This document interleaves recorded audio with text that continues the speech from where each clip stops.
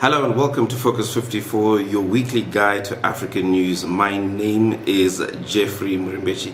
This week is a little bit different because we are not only talking about our African continent, but we want to see how we relate to other parts of the world. And this week we focus on the largest market in the world. And I am talking about the European Union. And later on we will be joined and we will be hosted by the ambassador to the European Union of Zimbabwe delegation, Ambassador Joost von Kirschman, who will be hosting us and letting us know how Europe, the rest of the world, is trading with Africa and how those bilateral relations and relationships are going.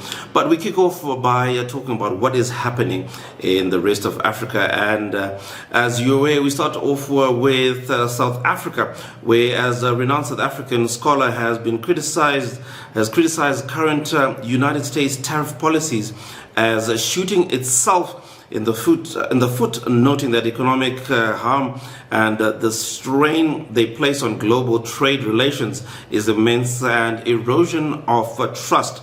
Now, Paul Zilungile Tebe, founder and director of Sele Encounters, University of South Africa, speaks about this matter. And in his address, he is heavily criticizing President Donald Trump and the tariff wars imposed not only to African countries, but the rest of the world. Now we take a look at Egypt and Greece, which has something going on in that part of Africa in the far north. Now, Greece and Egypt reaffirmed their commitment to a proposal of 1,000 kilometers undersea interconnection, which is designed to transport renewable energy from North Africa to Europe. So this is still in line with what we'll discuss later on with the EU ambassador to Zimbabwe. Now we turn our attentions to East Africa, where Kenya sentences 4 men for trying to smuggle ants out of the continent. Now authorities have said that the giant insects were destined for collectors in Europe and Asia in an emerging trend of trafficking of lesser known wildlife species. And if you were following this report, these smugglers were putting these ants in tubes that were filled with food that would sustain these ants for months. I wonder what they were doing with exotic ants and transporting them to other countries. It still remains a mystery. We turn to Sudan, where a new wave of Sudanese refugees flee into neighboring Chad. And in the latest influx comes after the booming of the Zamzam camp in Darfur and the city of Al-Fasa by the paramilitary rapid response forces. So we've got more movement that is going on there. And to find out more about these stories, go onto our Facebook page and go into our social media platforms, especially our website zbcnews.co.zw.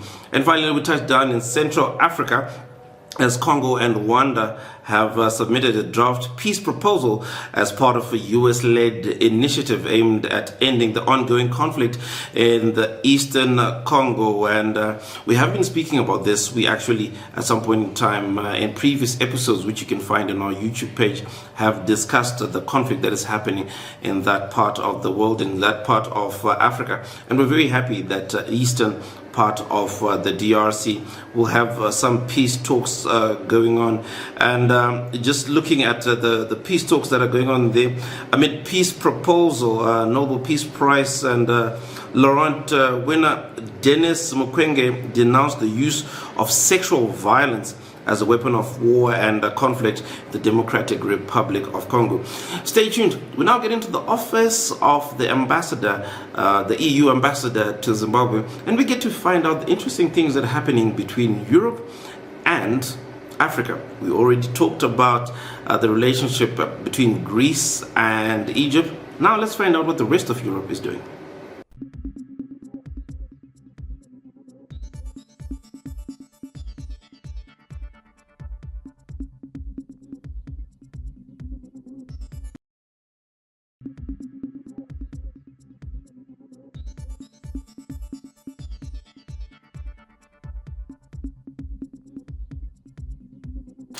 Welcome to Focus 54, and as you can clearly see, today we are not in studio.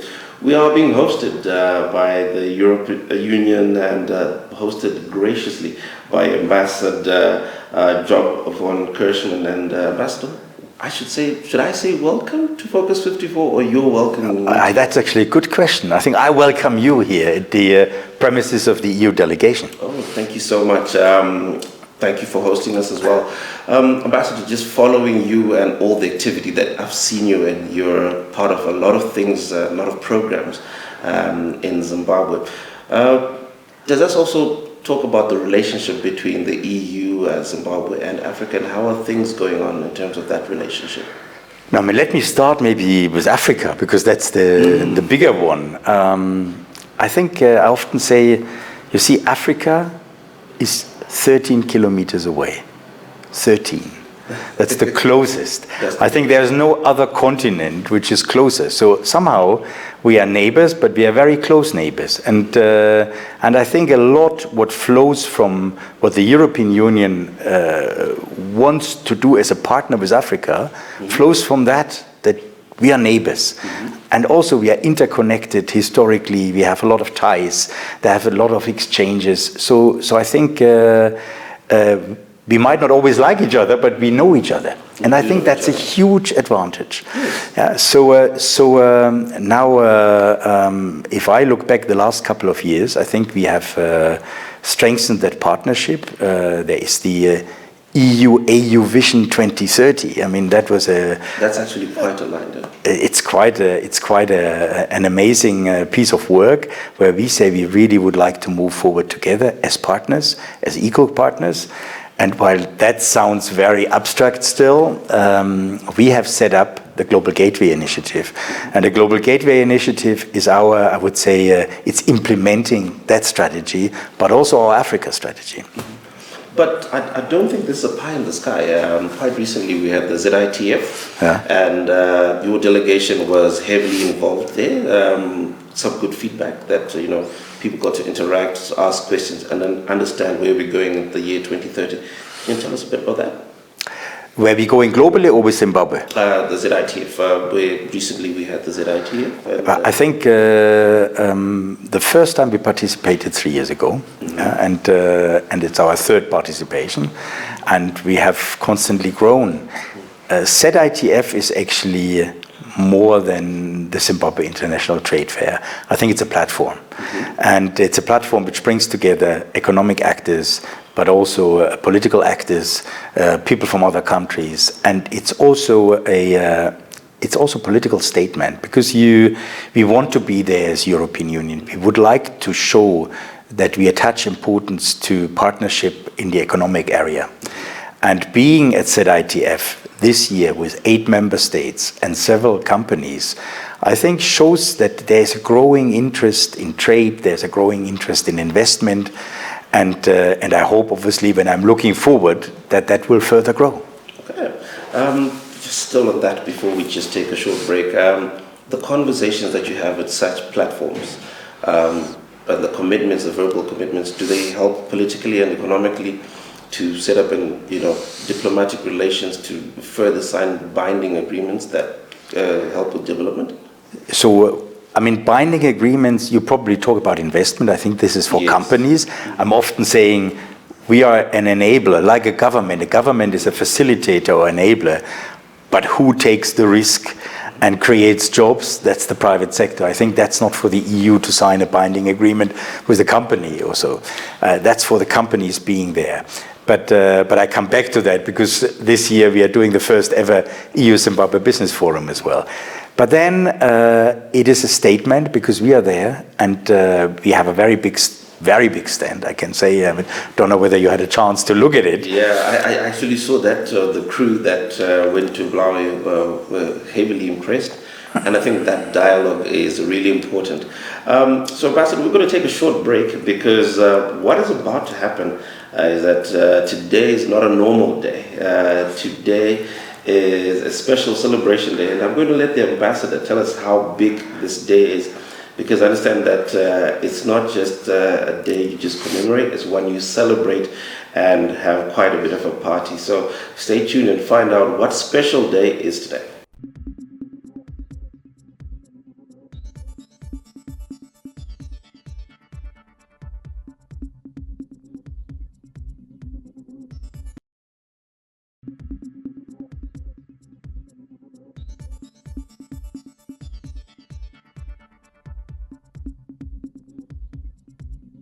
Welcome back to Focus 54, and we are being hosted by our gracious ambassador. And Ambassador, we said we've got a special day today. 9th of May. The 9th of May. So the 9th of May, we have to jump back 75 years, 1950. Robert Schuman signed the Schuman Declaration, which created the European Community. Now, that was a mutual dependency on coal and steel. But it's actually much more than that, because that happened 5 years after the Second World War, a war where 70 million people lost their lives. And you imagine that people sit together, and a couple of years earlier they were fighting each other. And now they're sitting and they're saying we have to move forward together. And that's the only way, and we cannot continue looking at what divides us. We have to have a common goal. And that's why I always say the 9th of May marks not only the beginning of the European Union, but it's also the beginning of a long-lasting peace project. That brought us 75 years of peace. Does that mindset still, is it still within the embodiment of the European Union to say, we are brothers and sisters, let's keep working towards a unified goal to develop our countries to be united? Is that still there? It's still there, and the values are still there. And if you look at our single market, the biggest market in the world, you have been in Europe. You know that you just drive around. You don't even notice anymore when you go from Germany to France and then to Belgium or elsewhere. You just drive on the motorway. Goods can circulate freely. It's a powerful achievement, and that is based on common values, on shared values, and also on our motto, which is united in diversity. So we were not aiming at that everybody has to say the same thing, or that all countries have to be the same, or all traditions have to be the same, but rather embracing this difference. And instead of saying, look, he is very different, saying, wow, that looks different, but it's interesting, and it unites us. So we have this motto, united in diversity, which is the motto also for the 9th of May. And let's talk about, we'll talk about the celebrations. Traditionally, how has this day been celebrated? You've been a part of some of the celebrations in Zimbabwe, Independence, Easter, and all sorts of festivals that we have. Typically, how do different countries within the EU celebrate this day? So we celebrate together, and because it's a day where we would like to celebrate our unity. And so the 9th of May, like a national day in a country, has always a formal part where you have the anthems and the speeches from the government, from myself. And then we have a European village.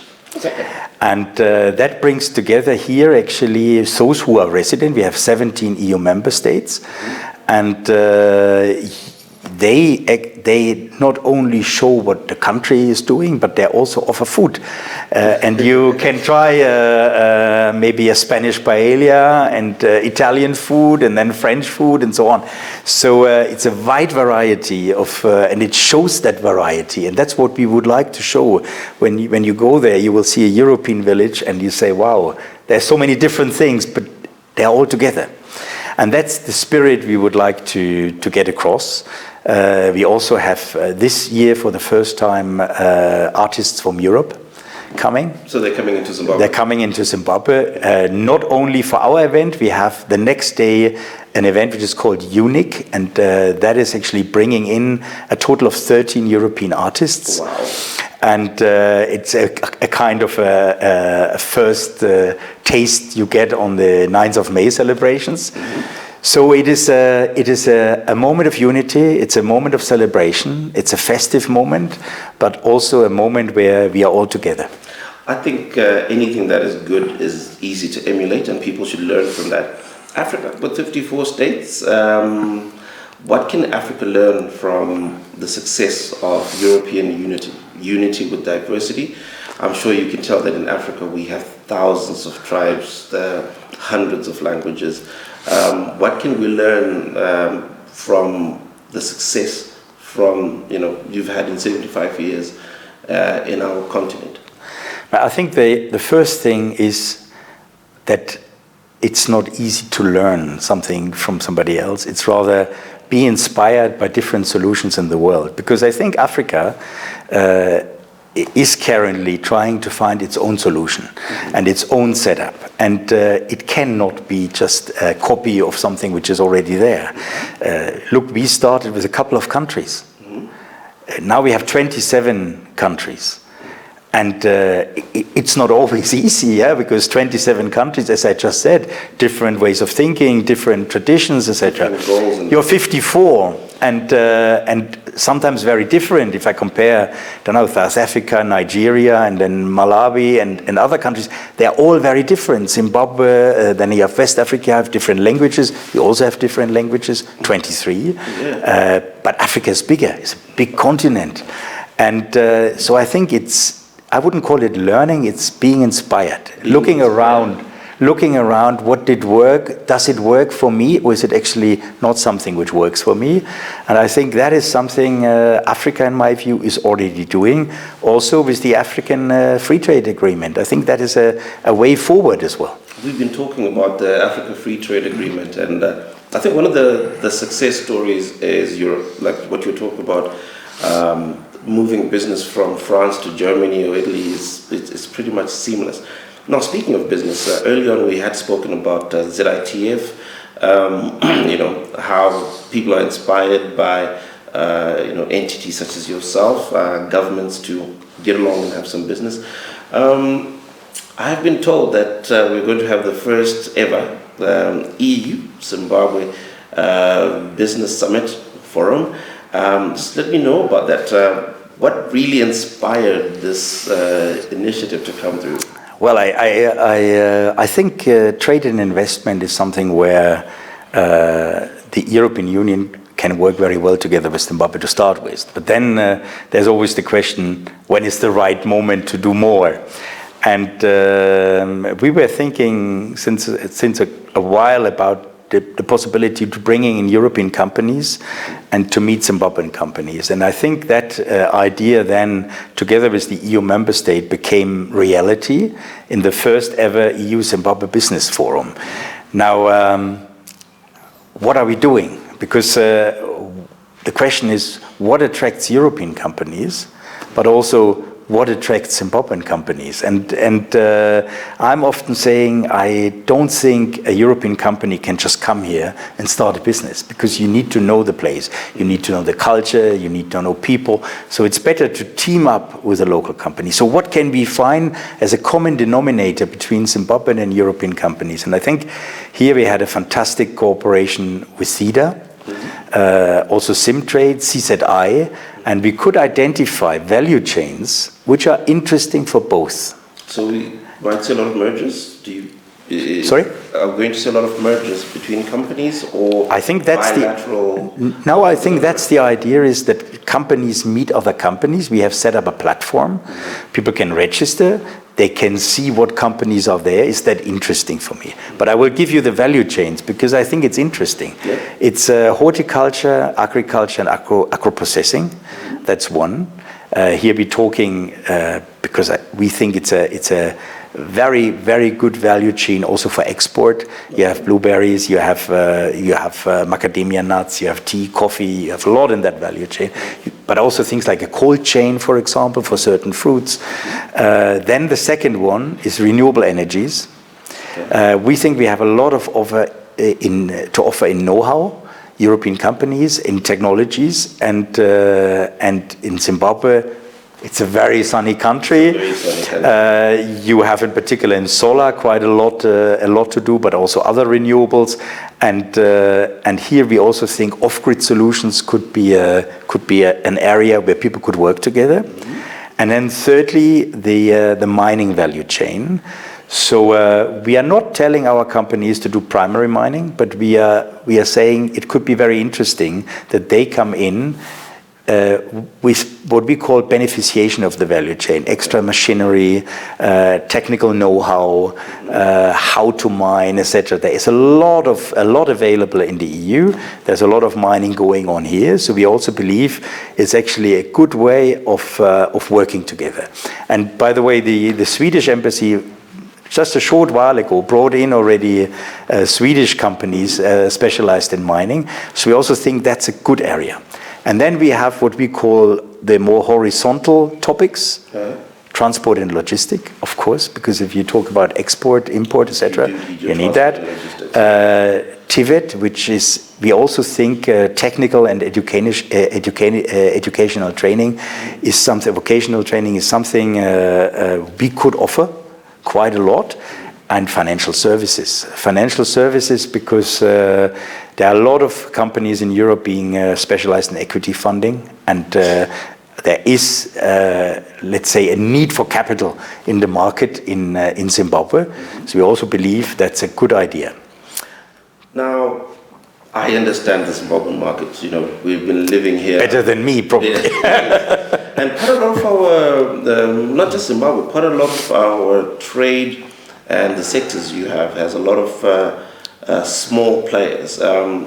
From this initiative, do small players have a part to play in this if they come in as groups or as individuals from the platform that you're creating? Or for now, in the first initial phase, we have the big players. I'll just drop a couple of companies like your Zimplats and those kind of mining giants, your Mimosas. Or do we also have small players jumping on? I think we probably will have mostly in the mid-range. In the mid-range. Because big companies on both sides and on the European side as well, they would probably not need an EU-Zimbabwe business forum. Okay. Because they will have a department specialized in foreign direct investment and they would make their contacts themselves. They still might come. But I think the mid-range is probably the most important group, because these are typically companies which make maybe a lot of profit. They are quite good already, but they would like to go a level forward on the Zimbabwean side, but on the European side as well, diversification. I'm in that area. I see Zimbabwe as an opportunity. So I think that, in my view, will be the main target. Yeah. You did mention that the EU is one of the biggest markets in the world. The biggest trade market, actually. Biggest trade market. So this seems to benefit a lot of Zimbabwean entities, in the mid-range companies, to go from point 2 to point 3. When was this idea, and at what point in time did this conversation start to say, let's have this platform and let's start this so that we can help Zimbabwean entities get to the next level? I think the EU-Zimbabwe Business Forum is like the culmination of multiple efforts. It started several years ago with the free trade agreement, with the famous economic partnership agreement the European Union has with Zimbabwe. That allows any Zimbabwean company to export duty and tariff-free to the EU, and it allows the EU to export to Zimbabwe 87% of tariff lines. Some are exempted, beverages, vehicles, etc. Some are exempted, but Zimbabwean company can export. But here still, the reality is you have to also know how to export. And also you have to know that that opportunity exists. And we could see why we have basically increased by 30% the trade in the last couple of years. We only have 200 companies registered for export to the EU. If you think about that, it should be not 200, it should be 2,000. It should be 2,000 companies. And here we felt first thing, we have to get it on the next level, make more people aware of that possibility.